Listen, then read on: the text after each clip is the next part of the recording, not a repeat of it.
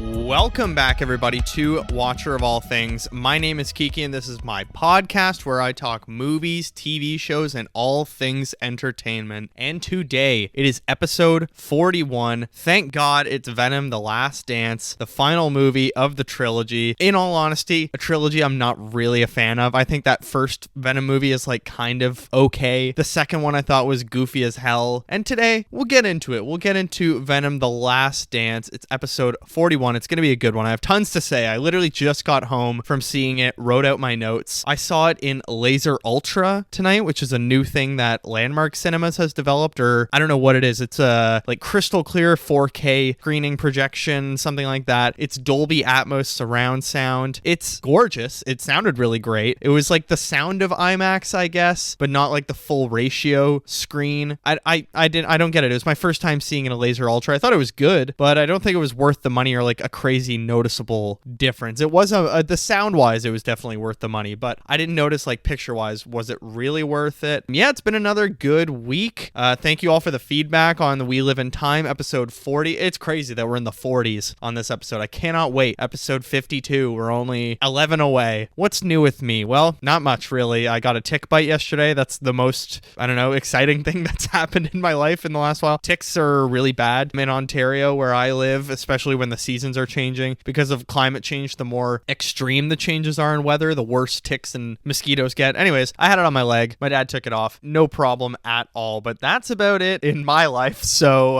I'll keep you posted if I ever get another tick bite again. But as always, before we get into the news, which we got tons of news to talk about today. We got Daniel Craig and Netflix beefing. We got Tom Holland talking about maybe some Spider-Man updates, maybe some casting rumors in a certain filmmaker's next film that's coming next year, or 2 years, sorry. We got one of my favorite actors possibly moving into a producer role. We'll get into it. We have tons to talk about, but as I was going to say, timestamps below. Look at the show notes on all of your streamers, wherever you're listening to your podcast or YouTube. You have the chapters feature on YouTube. You can skip the Venom section if you don't want anything spoiled at all, even non-spoilers. I really do stay pretty broad in non-spoilers, although having said that, everything that's in the trailer is straight up like point for point what the movie is, so it's kind of hard to avoid not talking like pretty specific things, but I still save tons of, the twists and resolutions for the spoilers. So show notes below, look at those, but let's get into the news. Okay, Daniel Craig. This was widely reported this week that Daniel Craig reportedly told Netflix's CEO Ted Sarandos that his business model was, quote, fucked. More and more actors and directors in Hollywood are pushing back against the streaming model. This comes from Kataku.com. And there was also some drama because the next Emerald Fennell film, she did Saltburn. Netflix apparently threw $150 million to buy it. That's not even what the budget will be. They wanted to buy the rights and distribution to it for $150 million. And I saw a really good tweet today, or an X post or whatever, that I reposted that said like Netflix being willing to just throw $150 million at this, while the company that actually picked up that movie paid so much less for it, just shows how much people are kind of pushing back on Netflix now in their crappy system. So James Bond actor Daniel Craig was reportedly not happy with Netflix CEO Ted Sarandos during a Knives Out 2 premiere in 2022, cursing at him during the event over the streaming giant's continued refusal to embrace theatrical releases for its biggest movies. Apparently, this was an interaction between Craig and Sarandos during the TIFF 2022 premiere of Glass Onion, which was the sequel to Knives Out. After the audience at the event gave the movie a standing ovation, Craig used it as evidence that Glass Onion should get a larger and longer theatrical release. The Netflix CEO disagreed and replied, "That's not our model." And that led the heated reply from the Benoit Blanc actor, who reportedly sent some variation of, "Your model is fucked." Craig isn't the only person in Hollywood unhappy with Netflix's streaming-focused business model. In September, Deadline reported that Glass Onion could have made over $600 million worldwide at the box office had it received a full-length theatrical run and marketing push by Netflix. It was also reported that Craig and writer-director Rian Johnson weren't happy about the situation. The duo's next Knives Out sequel, Wake Up Dead Man, is set to arrive on Netflix in 2025. As someone who was a huge fan of Knives Out, the first one, not so much Glass Onion, I thought that was a little too much on the nose and lacked a lot of the subtlety that the first one had. I was really bummed that Glass Onion didn't get a theatrical run because it was still a fun movie and would have been fun to go to the theaters to watch. But this does not surprise me at all. I think Daniel Craig is someone that, you know, he doesn't want to just be a member of the team that's, oh, I'm just like the star of the movie. I don't really have to care about any of the creative decisions. I think his passion about the Bond movies and how outspoken he was about them just kind of proves my point that he's a performer that really likes to get into the weeds and talk about the story and really push back on the writers or help write. He helped write Quantum of Solace during the writer's strike and was like very involved. As messy as that movie was, I don't even think it's maybe the worst Daniel Craig Bond movie, to be honest, but he is someone that I think is very vocal with his opinion about the projects he's in and how they're distributed, what the models are and stuff like that. And I think him pushing back against Ted Sarandos might even spark something here. We're seeing it with the Jacob Elordi, Margot Robbie movie. Oh, what's it called? That they're going to be in Emerald Fennell's next movie, and the fact that they declined Netflix's massive $150 million offer and went with, I can't remember who they, maybe Fox Searchlight. I can't remember who they picked instead, but I think you're very slowly going to see a lot of talents pushing and walking away from Netflix because they're abandoning the theater model and just want to be the streaming model. I think Netflix really needs to push for, we'll give you your theatrical run, but then we're instantly going to have this movie on streaming right after. I think that's way more the way to go. And the thing is, none of their Netflix movies will be able to be rented or bought on other streaming services, because now the way it's working at non-Netflix movies is they'll put movies in theaters, then they go to video on demand on Amazon, Apple, whatever, Google Play Store, whatever it is, like, or pay-per-view for TV or cable, or you know what I mean? Whereas Netflix, it's very much like they'll put their movies out for 2 weeks in theaters and then just dump them on Netflix, and they're losing such a possible cash injection. And also Netflix doesn't do physical media, I don't think. Like, I can't think of a single thing from Netflix that you can get on physical media, really. They don't do that either, which I think is a huge loss, because we are seeing a real resurgence of physical media right now. And I'm not just saying that because I consume physical media, you know, things online of like collectors videos and stuff like that. There is very much a growing sentiment that even when you own a digital copy on like Apple or Google Play or whatever, you don't really own that movie. You just have like an online version of it, because if you lose your account or your sign in or whatever, you are never getting that movie back. It is not like an MP4 download or whatever, or, you know, the movie downloaded directly onto your computer. You get to own it on a specific service and they still own the movie. You're really just paying a one-time fee to be able to stream it on that certain application whenever you want. I just think this whole Netflix situation with Daniel Craig speaks to so many bigger issues in the industry right now, where I think in a lot of ways we're seeing reverting back to older models, where people are starting to get tired of the binge model or the streaming model. Because I can't remember who I was talking to about this the other day, but I think someone said, oh, that like the theaters are dead now, nobody goes to the theaters. I think the theaters are going to slowly become more and more and more just popular, because people are looking for a third place to hang out other than work and home. You know, there's no third places that you can go now. Like, that's one big thing, that people used to go and hang out in third places. Everybody's kind of becoming antisocial. We need more affordable third places. And I think theaters are going to really start maybe bringing their prices down if they can, if we're all just, oh, wow, I'm seriously going off on a tangent right now. This is insane. The Daniel Craig, look what you've done. But I'm going to stick with it. We're really going to see theaters coming back. Even, I know the post-COVID world and post-streaming world is different, but what I was saying the other day to someone said the theaters are dead, and I said I disagree, because streaming platforms are now really starting to add up, and it's not only expensive for us, but the streaming platforms are losing subscribers quickly, and they're starting to realize that making all these super high budgeted shows is not working with the subscribers, and that's why we're seeing bundles of Netflix and Disney Plus, or Disney Plus and Hulu are the same thing in Canada, but like in the States through AT&T or whatever, you can get bundles of streaming services, and it's because they're not making money and they're willing to all team up and become one giant corporation, one giant evil corporation, because they're all realizing, oh shit, we're putting so much money into this and I don't think we're making nearly enough back. And that's why they just want to start using AI to cut costs. They don't have to pay real people. It's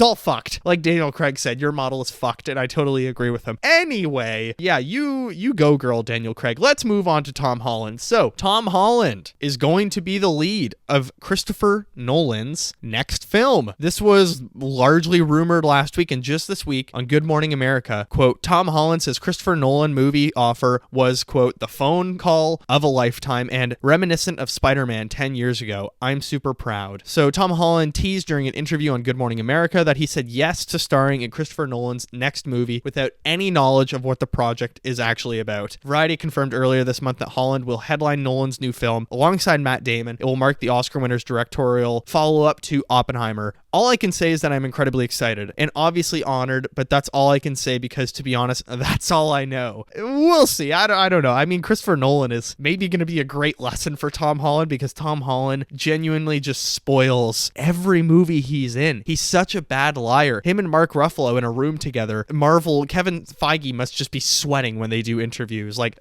Mark Ruffalo spoiled that everybody dies in Infinity War. And he's like, oh, well, not everyone. And trying to fix it. It's like, oh, so half of everybody. Terrible. And Tom Holland's given away so much stuff with like Andrew Garfield and Tobey Maguire. But this is pretty great. Like Tom Holland said, when the opportunity came in, it was the phone call of a lifetime. It was reminiscent of getting the call about Spider-Man 10 years ago. It's an amazing thing for me. I'm super proud and I'm really, really excited. Man, Tom Holland's crushing it right now. Like, kudos to him making his non-alcoholic beer brand. Like, he's really kind of chasing the life he wants right now and not really caring about judgment of like, oh, like all this toxic masculinity of like, drinking culture and stuff like that. He's just not fazed by it anymore, which I think is so sick to have a young model like him. Like, I've thought about quitting drinking permanently sometimes, but like, I don't think I have an issue per se, whereas he was very self-aware and said, oh, I might have a thing like with alcohol. But yeah, good for him. Also, he announced on The Tonight Show this week with Jimmy Fallon that Spider-Man 4 is filming next summer, and he is very excited. He said they're really trying something different, and he's excited for what the fans are going to see. And speaking of Marvel, I think maybe we drop some more Marvel news. Variety announced Marvel's Blade with Mahershala Ali has been removed from the release calendar. Womp womp. This movie has been in production hell since 2019, I want to say. Yeah, because Eternals, he showed up in the post-credit scene as a voice, right? And since then, they've had like 100 different directors. The script's been rewritten 4,000 times. I think I saw a really good post this week that was like, the fact that this movie hasn't moved forward is because there's been one remaining factor, and that's Mahershala Ali. And I think he's the only one with enough of a spine that says we're only going to do this if it's good, and he's pushing back on the creative decisions. I don't know. Hey, he's been in a Marvel project before, so maybe he has some pull with Kevin Feige. I don't know. It's interesting, but Marvel also added 3 untitled projects to the schedule for February 18th, 2028, May 5th, 2028, and November 10th, 2028. I'm not sure what those are going to be. I'm hoping an X-Men movie. I would love if one of them was an X-Men movie. That would be sick. Oh my God. There's a new Lego X-Men mansion set that's out. It's $330 Canadian, which is expensive, and it looks really cool. I like the figures. There's been a ton of complaining about it online that it is very expensive, and I do agree that it's very overpriced, like probably $100 overpriced, but it looks so good. It looks amazing. I gotta really restrict myself. I just paid off some of my student loans from university, so I'm a little bit poor right now, and I'm like, no, don't buy the Lego. It's like every Lego thing on my Amazon Prime wish list is like the Green Goblin mask talking to me. Just wait till Christmas, and then it's like, you're weak. You want to buy the Lego. I can't do it. But anyways, Spider-Man 4, Tom Holland, that's great news. I'm pumped that he is going to be in Christopher Nolan film because Tom Holland's a good actor. It's just he's been in very shitty projects, to be honest. He's been doing a lot of stuff with the Russo brothers. He was in that pretty meh Uncharted movie, which apparently is getting a sequel, but that made a boatload of money. He's a huge box office draw. But here's the thing. He's a very capable actor as well. He acts the shit out of those Spider-Man movies. Like, he is, I think if there was a different Spider-Man in those movies, the movies would be a lot worse, because I think the second and third Tom Holland movies are not that great. Like, I like the second one. I think the third one has a lot of fun fan service, but the story is nothing. It's just nostalgia hiding a very weak story, and Tom Holland's acting is one of the things that really sells that trilogy. I think Spider-Man Homecoming's amazing. I love that movie so much. One of my favorite Spider-Man movies by far. Definitely in my top 5 Spider-Man movies, including doing the Spider-Verse movies. But yeah, that's sick, and I'm bummed for Blade, and I don't think we're gonna see a Blade movie at all, to be honest. I think it's I know it's been taken off like indefinitely off the docket. I don't think we're ever gonna get a Blade movie. I think people are very happy to see Wesley Snipes come back, and they're fine with that being the last we see of Blade. Maybe Mahershala Ali still shows up in other movies as Blade. I think that is likely. You know, I don't think it's a never say never type thing, but to me, I don't think we're gonna get a Blade movie, a solo movie at least. And it's crazy that there's tons of rumors this week that he turned down the Batman. He turned down Jim Gordon in the Batman, and Jeffrey Wright got it because of the Blade role. And now they're about to do the second Batman movie in the new year, and Blade has not moved forward at all. Just two franchises really that both have been delayed like crazy. But just quickly speaking about the Batman, Jonathan Turturro said he didn't want to come back as Carmine Falcone because the Penguin shows violence against women. Like, I get it, that's a nice sentiment, but he strangled Catwoman in the movie. It's just one of the most like kind of brainless thoughts I've ever seen of like, dude, just say you didn't want to come back, that you were happy with doing it once and you got the paycheck and you weren't that passionate about it. Is that it? Because he did Transformers movies, so clearly he's like not that much of an auteur creative, you know what I mean? Anyways, speaking of the Batman, let's go with the final piece of news here. Robert Pattinson, quote, Ren Fair director Lance Oppenheim to develop true crime film Primetime for A24, produced by Robert Pattinson. Lance Oppenheim, he's a director. He did a HBO documentary series.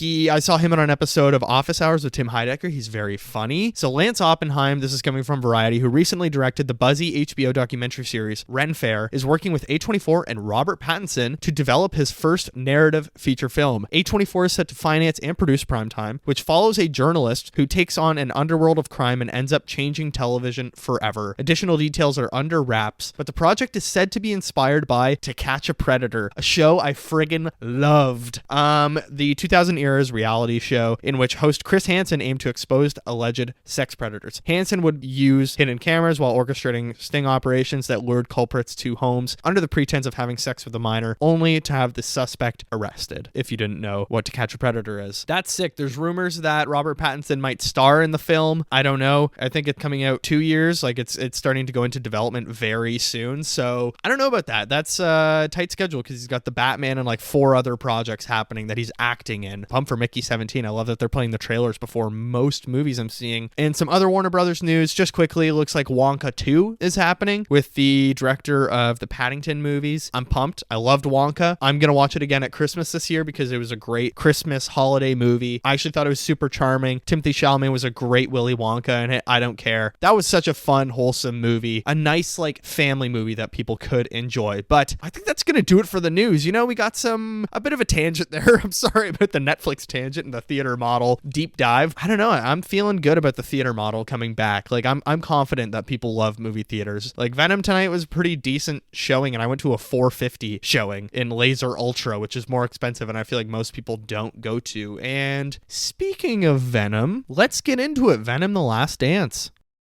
Venom: The Last Dance is a 2024 action sci-fi comic book movie. It's an hour and 50 minutes, currently has 37% on Rotten Tomatoes and a 2.7 average rating on Letterboxd. The film is directed by Kelly Marcel. It's also written by Kelly Marcel with a story developed by Kelly Marcel and Tom Hardy. Avi Arad, of course, produced it. That grimy producer can't get his hands out of all this Spider-Man stuff. Gotta hate Avi Arad. Google's in a nutshell. Fantastic, amusing, and thrilling. I would take one of those words out of there. The synopsis is, Eddie and Venom are on the run, hunted by both of their worlds, and with the net closing in, the duo are forced into a devastating decision that will bring the curtains down on Venom and Eddie's last dance. What a strange synopsis, just kind of insinuating that, yeah, this is it. Like, one of them's gonna die or they're both gonna die. I find that psycho. Okay, let's talk cast. It's weird looking up the cast for this film because it's super secretive on both Google and Letterboxd, so I'll read the Letterboxd cast. It's Tom Hardy as Eddie Brock Venom, of course, Chiwetel Ejiofor as Orwell Taylor, Juno Temple as Dr. Payne, Peggy Liu, of course, comes back as Mrs. Chen, Cristo Fernandez is the bartender, Reese Ilfans is, can't remember his name, what is it, Mark or something like that. He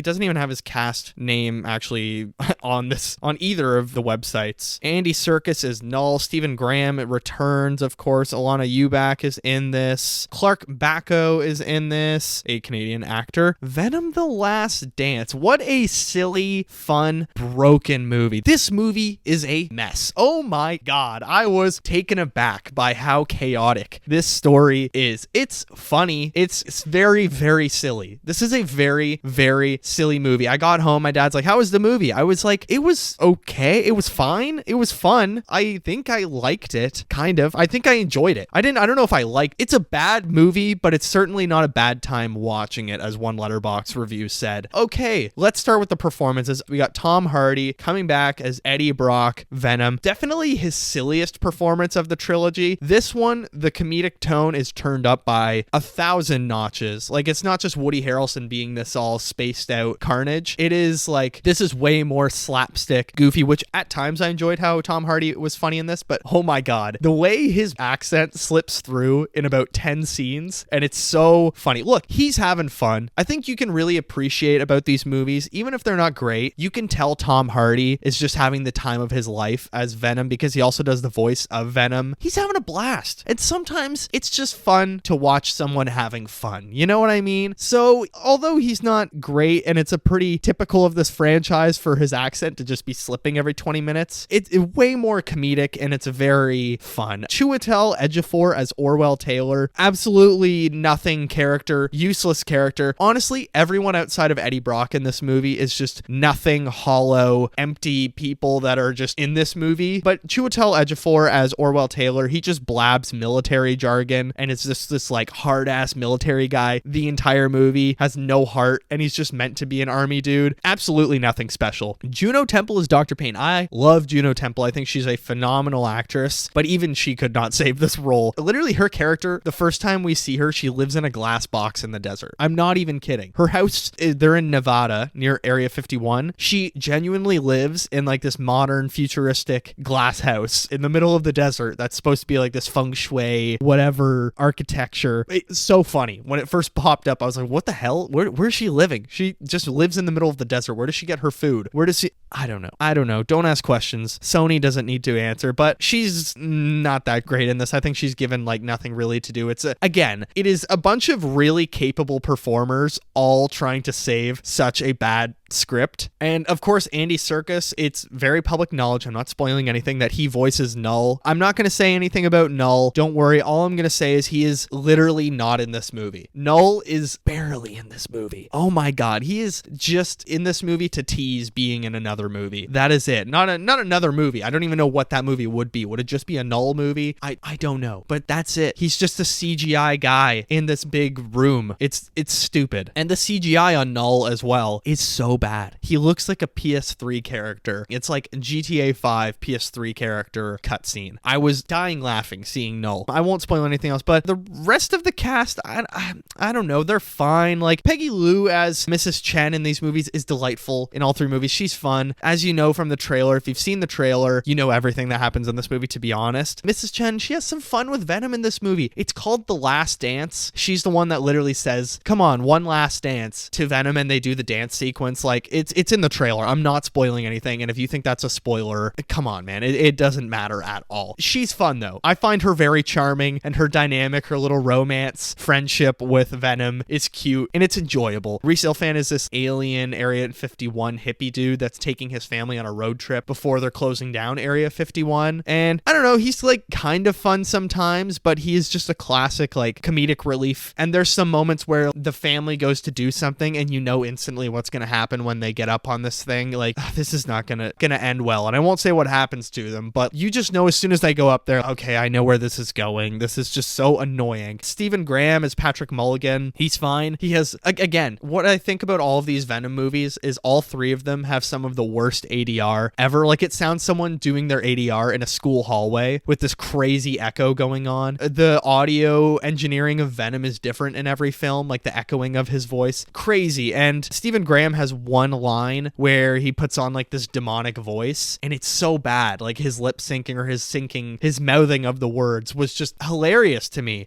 I don't know, like the cast is just it's a bunch of very capable actors and actresses. Like Clark Bacco, she's a Canadian actress. I think she is very capable. And again, like everyone else, everyone except Eddie Brock Venom in this movie is just kind of in the back and fine. Like everything they talk about is just super emotional, and they're all just like saying their deepest, darkest emotions and their motivations out loud. It's one of those movies where they just have, I don't know. It's so strange, this movie. But okay, let's move into the story, okay? Because, you know, Venom, story-wise, this one is definitely the messiest of the three. This movie felt like two scripts kind of fighting each other. Story A and story B, they just have no real solid convergence to me. It's just kind of competing. It just felt like there wasn't a lot of tonal gel. I think they wanted to do a road trip movie with Venom and Eddie Brock, but they also were like, oh, we should add some new characters. Oh, we should do some military stuff, you know, so some people will chase Eddie and we can't just, it was like they were too scared to just do a straight up comedy. Oh, there's the mouse. I see a mouse. Oh, he's cute and little. That's fun. Anyways, Venom would have eaten the mice. Venom would be chomping on them right now. Or we'd get a Venom mouse, which I'll talk about the Venom animals in a bit. But yeah, storyline A, storyline B feel quite disconnected. I think when this movie works best and when I was having the most fun was just like the straight up road trip portions of Eddie and Venom kind of just like bickering with each other, doing things with each other, having fun, going to the casino, just talking to each other. And I saw almost every review, I think, was kind of in agreement that this movie works best when it's just Tom Hardy being silly with Venom. Like, that's just kind of fun. There's only one line that I really hated when he's about to say the "We are Venom" line to everyone, and he cuts it away because Venom's like, "We are Venom," and it's in the trailer, and it's just so classic. It feels very trying to be MCU comedy, where it's like, so that's just happened. That part didn't work, but otherwise, all the comedy stuff with Venom and Tom Hardy, Eddie Brock are really good, and it's just like fun. I don't know. I enjoyed all of that stuff. I think when the movie's at its worst is when it pulls away from that. The rest of the movie couldn't care less. All of these characters I didn't care about. We get, as soon as Juno Temple is introduced, she's having a nightmare, and it introduces her backstory and what her deal is. I don't care. I don't care. Stop making me. It's the final movie of this trilogy, and you're introducing these other people in the most heavy-handed, pointless flashbacks, or just any lack of background of why we should care about these people, you know? Yeah, the two scripts thing really did affect the pacing for me. Like, pacing-wise, the first 20 minutes were fun, other than the opening scene is very just exposition explaining what's happening, and it's not Venom or Eddie Brock. But then it cuts to Eddie Brock for like 20 minutes where he's at a bar, and him and Venom are, you know, joking around with the bartender who plays Danny Rojas in Ted Lasso. He's fun as well. And I liked all that stuff. Those like 20 minutes were really funny. And I was like, oh, is this movie going to be good? Like, were all the critics maybe wrong? And then it cuts away from them and starts to introduce our other characters. And it's like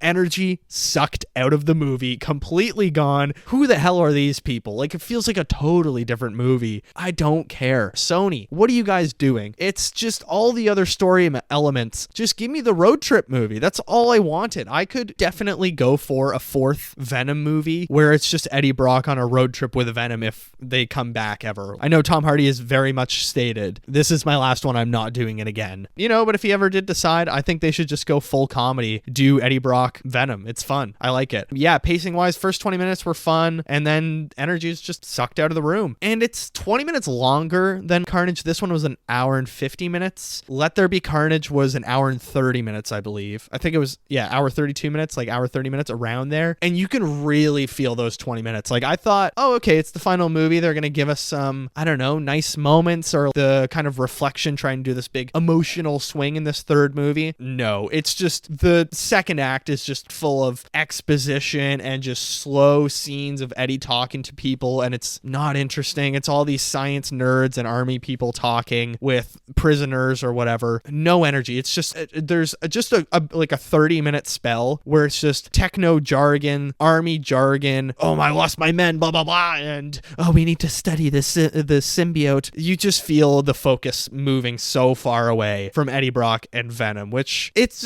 a bummer. I was like excited to go, maybe I've heard this one's pretty funny. I'm excited to see that comedy. And then you're enjoying like the first 30 minutes. There's 20 minutes in that first half hour that are super funny and fun with Eddie Brock Venom. Has some good action, has some good comedy, has some good bits in it. I was like, damn, okay, I'm kind of down for this movie. And then, you know, after the first act ends, Jesus Christ, this is boring. I'm bored. This is boring. I'm bored. I'm gonna find the I think you should leave soundboard. One sec. This party is officially boring. I'm bored. And you people are very rude. That's how I felt for about 30 to 35 minutes of this movie. I was just like, oof, man, this is moving at a snail's pace, and I do not care about these people at all. I think the movie as well just has a real issue with its villain, in the sense that there is no villain. With Let There Be Carnage, there's a very clear villain, even though I like that movie less than this one, to be honest, and definitely less than the first one. At least you have a very clear villain that is involved in the story. A lot of the story revolves around them as well. There's no villain. It's a big bug thing from Null's planet chasing Venom for the entire movie until maybe more bugs show up, or they don't. I won't say until spoilers. There's no villain to this. It's just all these military and scientist people blabbing around, and then eventually, or sometimes, we're rewarded with, okay, now we're going to do some funny stuff with Tom Hardy, and it's like, oh, thank God we're back to this. Oh, nope, then we cut back to the military and scientific stuff. I don't care. Another issue with a lack of a character, Venom, honestly, there's not tons of Venoming up. Like, Eddie Brock is not often donning the Venom character or like fully transforming in this, because when he does transform, they can track him or something like that. It doesn't matter. If it's in the trailers, I'm pretty sure, and also you'll get it in the movie. It doesn't spoil anything. It's just every time Eddie was like fully becoming Venom, it was fun. We were having fun. Or even when Venom is just like there in the scene as well. But when it's just Tom Hardy, I don't know, it's fine, but there wasn't tons of Venom in this movie. I don't know. To me, I could have gone with way more Venom. And also, how do you pronounce symbiote? Because I swear to God, everybody in the movie was saying symbiote. They were all saying symbiote, the symbiote, all of the symbiotes. Like, you know, in the trailer, they show the 5 different symbiotes or the 6 symbiotes or whatever. Okay, I thought it was symbiote or symbiote, depending on the media. It's kind of like Harkonnen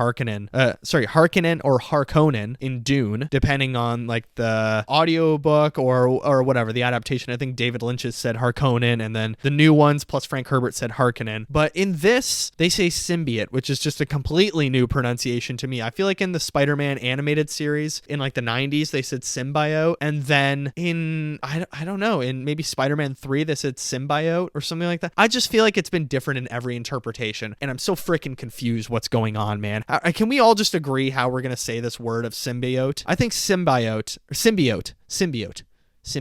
That's how they said it. I don't like that. Symbiote. That's what I'm going for. But as I said, in some ways, it's a fun road trip movie, and they tease this idea of like, oh, let's go to New York City. That'd be a fun trip. They literally make it across one state, and the whole movie takes place in the desert. The entire trailer's in the desert and the Area 51 base. That's where this movie is, which was weird to me. Honestly, this felt like one of the movies that they shot during COVID. This was during very heavy COVID precautions, which it wasn't. It was filmed last year, and this movie sticks with 3 sets maximum. Like, there's 3 locations in this, maybe, and that's it. It's just empty desert, casino, military base. That's it. The sets and the setting are just not really interesting at all. Everything feels very, okay, we got to be careful of COVID, so we're going to film in this empty space, and it's all very, like, cheap, which is kind of cool that they were able to maybe do a very cheap filming thing if they just filmed in the Nevada desert, like the movie is set, but it all felt very COVID precautions. I was like, this is weird. Why do I feel like there's no one actually around on any of these things, and we're just in a blank room filming with like volume or something like that? But more story stuff. Yeah, there really isn't any tension to this story at all. Like, I never felt like the stakes are getting high. It was just everything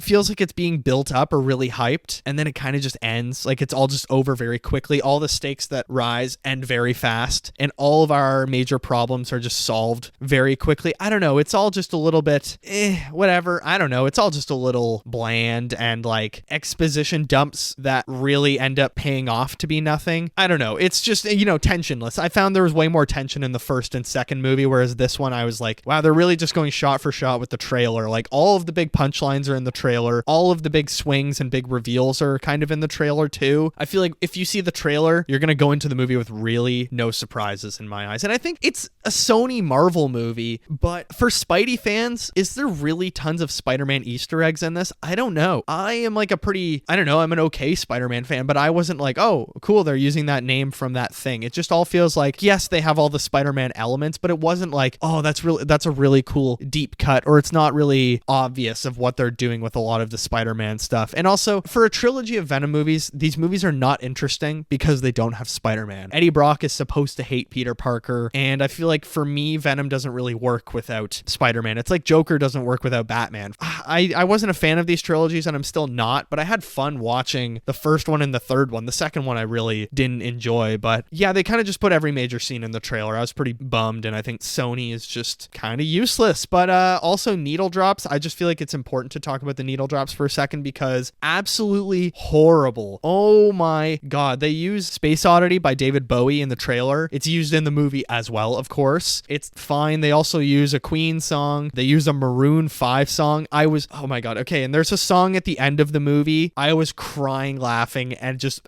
befuddled. What is this song choice for this moment? And I'm going to save it for spoilers, and we'll talk about it more in spoilers, but there were some music moments in this. I was laughing because they were just so bad and just felt like someone opened their Spotify playlist or like Spotify popular songs and we're like, oh yeah, all right, we'll use that one. That's fine. It's just nothing. Just the needle drops are bad. Honestly, I think people that aren't James Gunn need to stop with the needle drops. I understand using like one song in a movie if it's earned, but James Gunn seems to be the only one to me that has really mastered the needle drop in these comic book movies. A couple more things before we get into spoilers. The CGI, all of the Venom stuff is very good. I feel like they've kind of nailed the character model for Venom, but the rest of it is pretty hit or miss. Like there were a couple moments where I was, ooh, and like Null doesn't look good at all. The any of the CGI, anytime he shows up or the world that he's in is just this goopy nothing world. Looks like a PlayStation 3 character. But all the Venom character stuff looks fine. Like they've kind of nailed that character model down. And yeah, stay for end credits and post credit scenes. There was a mid credit scene and an end credit scene, so don't leave before the trailer. And oh my god, the credits were so long for this movie. You really do have to wait a long time. I felt like they were dragging on for a long time. But I mean, yeah, having said all that, like in all my problems, I still kind of enjoyed this movie and had fun. Like there's really goofy moments that work well with Venom dancing with Mrs. Chen. That was a really fun kind of sequence that I enjoyed. All the casino stuff is fun, and like Venom saying it feels like all my problems have gone away. I just wish they didn't show it in the trailer of Venom gambling, all that stuff. Like there's just so many funny moments in this that kind of become less funnier when you're watching because they're in the trailer. So yeah, I don't know. The action as well, I feel like I haven't really talked about the action. The action's mostly pretty decent. Like I thought all the Venom stuff was really good, but it's just all kind of classic Sony action type stuff. Like I feel like all of these Sony movies just kind of blend together for me, and it feels like they all have the same third act. I think I'm going to move on to spoilers in a second, so let me just wrap it up my non-spoiler thoughts here. Look, overall, this movie was an absolute mess. Like just crazy mess. Story was all over the place. There's a lot of different shifting tones and like weird story choices, and the characters just really don't work outside of Venom Eddie Brock. But I still kind of had fun. Like I still was happy that I went to see it. I wasn't walking out like Joker frustrated. I think if you like the Venom movies, you'll be very happy with this one, because to me it did feel like a step up from Let There Be Carnage, and it's just as good as the first one. It's just pretty classic Sony, Marvel, Spider-Man world stuff. Pretty bad, but still had fun. So I'd give it a 2.5 out of 5. And honestly, it's like a 1.5 out of 5 of a movie for like quality wise, but it gets an extra star because I kind of enjoyed it and I had fun. But let's move on to spoilers.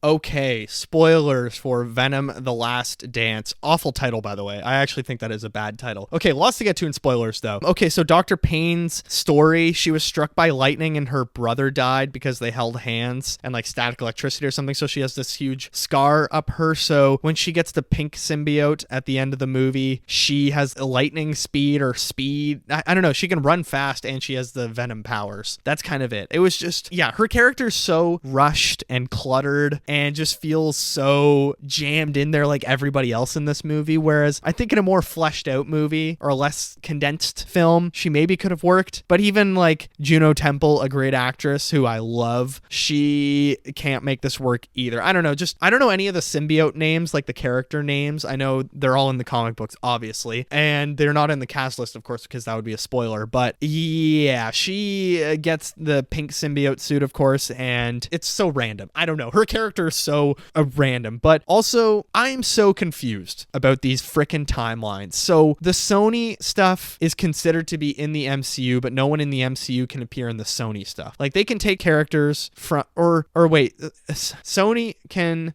oh my god, my brain hurts. Sony can use the Spider-Man characters that are in the MCU, but Sony can't use non-Spider-Man characters from the MCU. And the MCU can maybe use the Sony characters because, or I don't know, would they? Like, Sony considers themselves to be part of the MCU, but the MCU doesn't really pay attention to the Sony stuff. It's very weird because at the start of the movie, the bartender starts talking, who also is listed Eddie Brock on Google. He's listed as a second Eddie Brock, which I don't really understand. So is that something to do with the blip or a different timeline? Something like that? Did Eddie Brock jump to another timeline? So Eddie gets blipped and then he comes back. And he's like, oh, what the hell happened? And they talk about the blip, but Eddie Brock knows about Thanos, or did he just go to another dimension? Maybe that has to do with the Spider-Man No Way Home stuff, because all the characters are being pulled in from the other universes. So I think he got pulled into New York. This is crazy. If you don't watch any of these movies, this must be absolute jargon. I think because in No Way Home, Spider-Man makes the wish, and it starts pulling in all the characters of, oh, I wish nobody knew who Peter Parker was or whatever, or Spider-Man was Peter Parker. And so I think he got into that universe and he was pulled in, but he just didn't show up in No Way Home. He was just like not part of the conflict, but he got pulled into that world, like the bar on that world or whatever. I can't remember the post-credit scenes in No Way Home. I've only seen that movie once, and that was in theaters because I just at home don't really have motivation to watch it for some reason. But it's all very confusing. I don't understand the timelines. Just me trying to explain it doesn't make sense. But anyways, what I'm trying to say is they mention the blip. They mention MCU events in this movie. It's very weird because the Let There Be Carnage post-credit scene is Venom seeing Peter Parker's identity displayed on the TV from the Daily Bugle. So it's part of the MCU, blah, blah, blah, et cetera, all that blipping stuff. It's weird. I don't know. Speaking of symbiotes, I liked all the stuff so there's like 6 symbiotes in the trailer or whatever that are being kept at this science station under Area 51, and they all attach themselves to people in the final battle. I actually like that stuff. I thought it was kind of fun seeing a symbiote army, even if the characters weren't that meaningful. Like there was the lady with the Christmas tree on it. I don't understand what her character name is. I thought she was good in the movie. She was actually kind of interesting. I was like, okay, clearly she has some significance to one of the writers. So who is she? And I was having fun with her. Like, oh, she's kind of like bouncing off of Dr. Payne while like they have a good energy going, and I'm liking their dynamic with against the army guy. But it's just nothing happens. And does she die at the end? No, she doesn't die at the end. But all of the symbiotes except her and Dr. Payne's pink symbiote all just get shredded by the big bug thing that's chasing Venom, who every time that animal bug thing eats someone, it shreds their blood out of their back. Like they're a big paper shredder. I like that effect. That was kind of fun. But yeah, that's what I was talking about in non-spoilers when I said like there's so much hype up in this movie to just kind of be over with really quickly. You do feel the symbiotes getting hyped up in the movie, like, oh, are they going to get out and we're going to see them attached to people? Everybody's curious about them. They get out and they all have like 5 minutes or 10 minutes of screen time, and then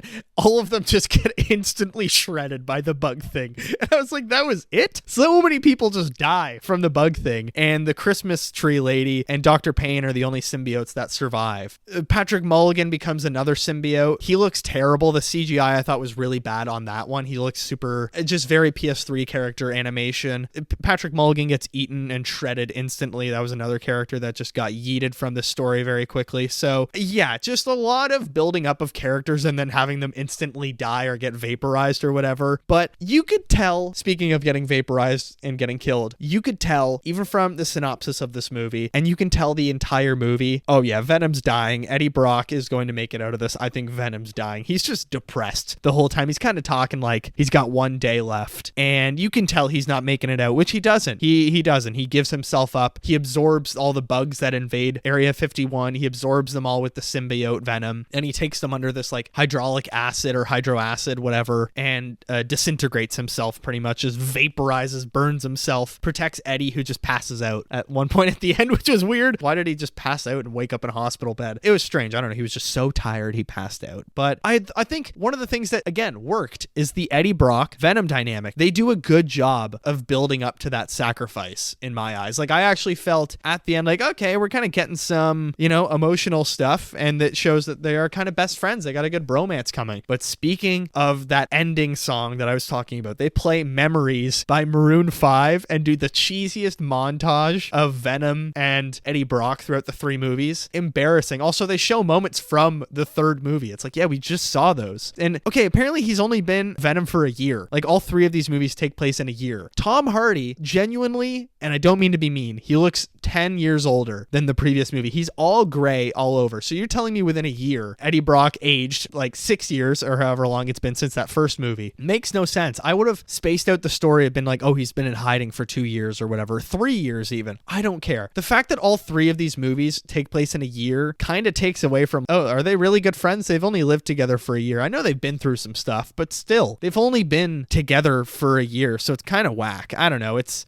whatever. But the Memories by Maroon 5 song at the end had me dying in my seat. It's the song that ends the movie. It's so cheesy. It feels like a Hallmark Lifetime movie. Who picked this? Again, the needle drops absolutely terrible in this movie. Just unbelievably bad. Okay, some more spoiler things, aspects I don't want to give away, but I was confused by. Is Dan from Veep / Dr. Dan Lewis, who's in these movies before in the first two, was he like looking for Eddie or leading the search? I didn't really understand that. They kept cutting to this dark room, just this black room with a bunch of monitors in it, with just this figure from behind. Who is this general or whoever that is? I thought it was Dr. Dan the whole time. We never get the reveal. I never understood it. I was so confused, but it's obviously him. It's his voice. And that's what I didn't get. What are they teasing? He's working for Emporium or something like that. I couldn't remember. There was a name mentioned of like, oh, the Emporium Enterprise or whatever like that. I was like, oh, is that a Spider-Man reference or something like that? I didn't get it. Again, there must be like deep cuts from Spider-Man that I missed in this for sure. I'm way more of a movie Spider-Man fan than the graphic novels. I haven't read tons of Spider-Man graphic novels, but it's very confusing because they keep cutting to this dark room with these screens where Dr. Dan, it's clearly Dr. Dan. It is obviously him. And he's saying like, go get him, find him, get him for me. Never shows up in the movie. It was whack. It was pretty stupid. Post-credit scenes, end credit scenes. Let's get to it. Terrible CGI, but let's talk about it. So Venom: The Last Dance post-credit scenes. The mid-credit scene is Null, who says that now that the world's, quote, champion has fallen, he plans to conquer the universe. Quote, the King in Black is awake. I will kill your world, everyone will burn, and you will watch. And then he looks up because the entire movie we're only seeing the top of his head, and it's a pretty comic accurate look apparently, but the visual effects is absolutely dog crap. He looked terrible when he looked up. PS3 character bad. I was shocked how he looked.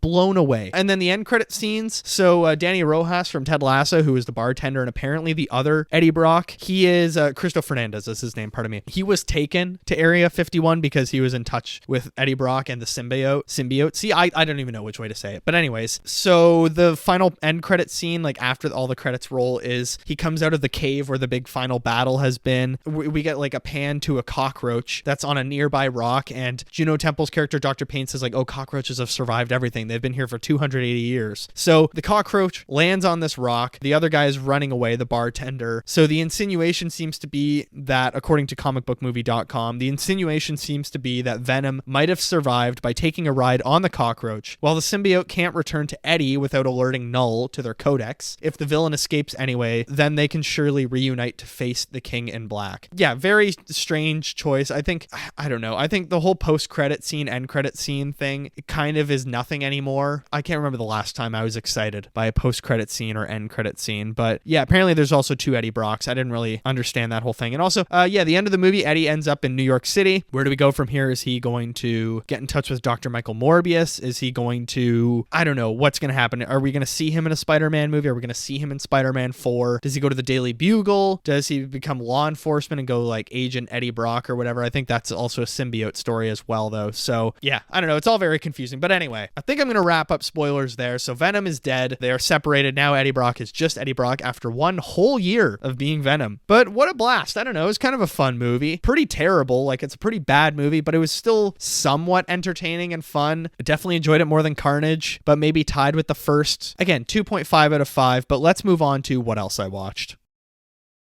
Alrighty, let's start with TV shows for what else I watched. I watched 3 movies and 4 TV shows this week. So let's start with Justice League Season 2, Episode 1. Finally getting the Darkseid storyline, which I love. Is just so much more fun than the Zack Snyder movies. I'm sorry, Snyder fans, but like I used to be a Snyder fan. And then one day I kind of just watched all the movies together and realized I massively dislike these, maybe other than Man of Steel, but I still think there's a lot of bad stuff about Man of Steel. They're not as bad, I think, as people say, but they're not great movies by any means. But yeah, I watched Justice League, the animated show, Season 2, Episode 1. Really great. Enjoyed it a lot. Also watched Survivor, Season 47, Episode 6. My favorite episode of the season so far, because Rome went home and we haven't had a clown edit on Survivor in a long time. The editors were roasting him the entire episode, just giving him montages, boasting about himself, telling everyone how he's a mastermind. He goes around camp telling everyone, yeah, it's Saul tonight, for sure. He he was, smack talking with Kyle, and then he uses Kyle's words and tells everybody what Kyle said. Kyle instantly wins everyone over because everybody finds Rome annoying, of course. Oh my God, I was ecstatic. And then, of course, at Tribal Council, for the first time in Survivor history, I think, someone else sat in Jeff's chair. He lets Rome explain the 3 amulets in Jeff's chair, in his own chair. He's like, Rome, why don't you come sit over here, explain to the tribe. It was the most asinine thing, rubbing his nose in it. Just a sweet, make yourself look like a jackass moment. Like a surprisingly wholesome send-off where you could tell Rome was having so much fun and he really didn't think he was going home, because the whole time he's talking about how he's playing the best game this season. No one's playing like him. Just crazy. Okay, season 5 of What We Do in the Shadows. I love that show. I finally started season 5. I don't know why I hadn't got around to it. Watched the first 2 episodes. Really hilarious. I know Tim Heidecker shows up eventually in season 6, I think. I don't think he's in season 5. I'm looking forward to that. That show is just eternally funny. They're currently doing their final season right now. Like, that's what's airing. So I'm excited to wrap it up because I think it is a very funny show, and it's one of the comedies that's been going on for a few years now and has really held up in quality every season so far. So I'm excited to just keep kind of binging it. I think that's what I'm going to be watching this weekend. And then finally, The Penguin, episode 5. I didn't watch Only Murders in the Building this week. I just didn't get to it. I didn't have time. But The Penguin, episode 5, after the aftermath of Sophia Falcone's flashback and her split apart, she's going to be working with the Maronis. I'm loving the gang war they're setting up for the Batman Part 2, or everybody kind of just,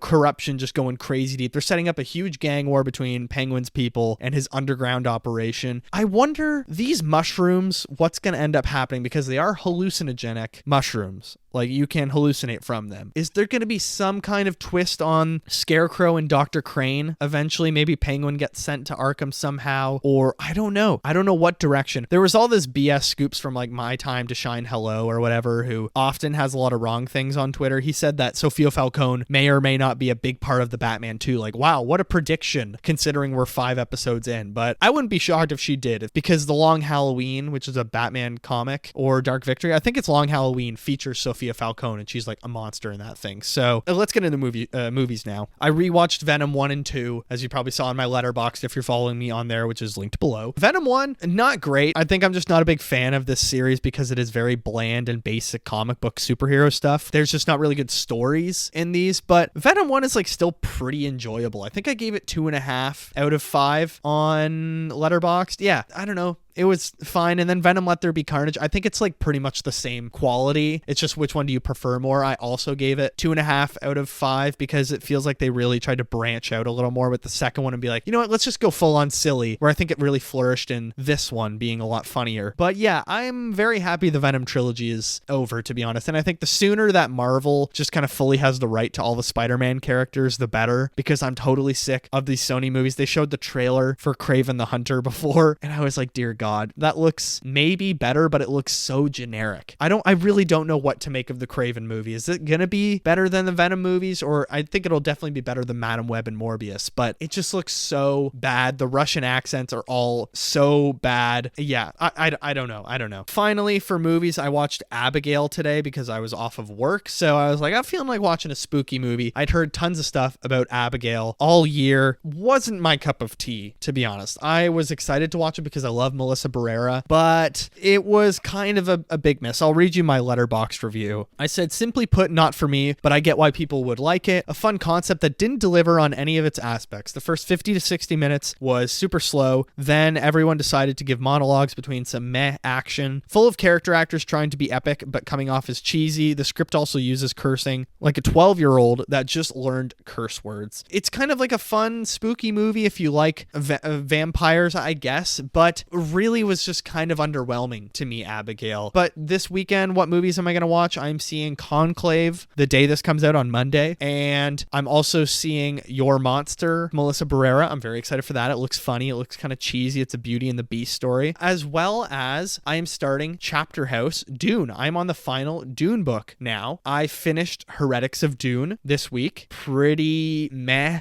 Not terrible, but it's just, I'm not a fan of the turn that the series takes after God Emperor. I think Children of Dune was okay. God Emperor, upon reflection, is like pretty good, but none of these books have been as good as the first Dune book to me. Messiah was really good, but Heretics of Dune, just the characters aren't that interesting to me. The story takes strange turns. Not really much happens. It's much more philosophical and political than the first ones with like action and interesting devices and stuff like that. I don't know. So I'm kind of dreading Chapter House, but again, I'm going to use the audiobook so I keep on pace to finish it by November 17th when Dune Prophecy comes out, which I'm very much looking forward to. That's about it for what else I watch. Yeah, this weekend I'm seeing a couple movies. By the time this comes out, those reviews will be up on my Letterboxd if you want to go check out, but I'll talk about it next week and what else I watched.